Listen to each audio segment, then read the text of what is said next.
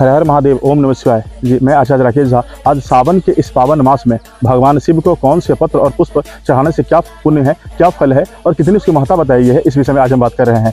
जी हाँ, वीर मित्रोदय पुस्तक के पृष्ठ संख्या 20 के अनुसार बताया गया है कि अगर आप 108 सुवर्ण का दान किसी ब्राह्मण को करते हैं, उससे जितना पुण्य मिलता है उतना ही पुण्य भगवान शिव को 108 पुष्प चढ़ाने से मिल जाता है। इतनी महिमा बताई गई। इसके अलावा नारद पुराण के अनुसार बताया गया है कि भगवान विष्णु को यानी भगवान श्री हरि को जो भी पत्र और पुष्प चढ़ाने योग्य है वो सभी भगवान शिव को चढ़ाया जा सकता है। केवल इसमें केतकी के फूल के विषय में निषेध बताया गया है।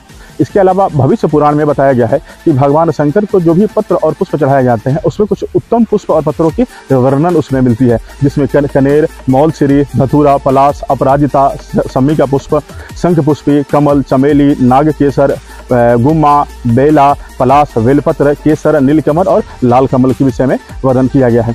मूलतः बताया गया है कि जल में और थल में यानी पानी में और जमीन पर जितने भी सुगंधित पुष्प उगते हैं वो सभी भगवान शिव को प्रिय हैं। इसके अलावा वीर मित्रोदय के अनुसार बताया गया है कि कदम के फूल और धतूरा चढ़ाने से जातक की सारी कामनाएं पूर्ण हो जाती है, लेकिन कदम का फूल केवल भाद्रपद मास यानी केवल भादों के महीने में ही चढ़ाना चाहिए, अन्य मास में इसको निषेध बताया गया है। इसी क्रम में भूत भावन भगवान शंकर को बताया गया है कि कौन से पुष्प चढ़ाने से कितना पुण्य है। उसमें उसके अनुसार इसके अलावा गीता प्रेस के नित्यकर्म पूजा प्रकाश के अनुसार बताया गया है कि 10 स्वर्ण दान के बराबर जितना पुण्य मिलता है उतना ही पुण्य 151 के पुष्प चढ़ाने से मिल जाता है। जी हाँ, इतनी महिमा बताई गई। इसके अलावा 1051 के पुष्प चढ़ाने से जितना पुण्य मिलता है उतना ही पुण्य केवल एक कनेर का पुष्प चढ़ा देने से मिल जाता है।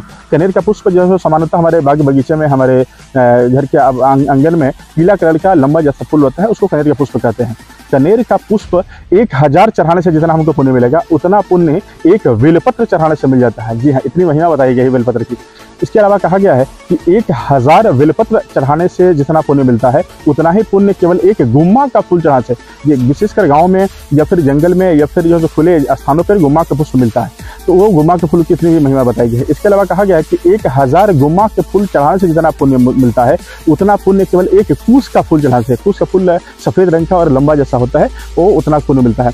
1000 कूस के फूल और 1000 गुम्मा के पुष्प चढ़ाने से जितना पुण्य मिलता है उतना ही पुण्य भगवान शिव को एक सम्मी का पत्ता चढ़ाने से मिल जाता है। जी हाँ, 1000 सम्मी के पत्ता से भी बढ़कर 1001 नीलकमल का पुष्प बताया गया है और एक नीलकमल से भी बढ़कर के एक धतूरा चढ़ाने का महत्व बताया गया है। और 1000 धतूरा चढ़ाने से जितना पुण्य मिलेगा उतना ही पुण्य केवल एक सम्मी का फूल चढ़ा देने से भगवान शंकर को उतना पुण्य हमको मिल जाता है।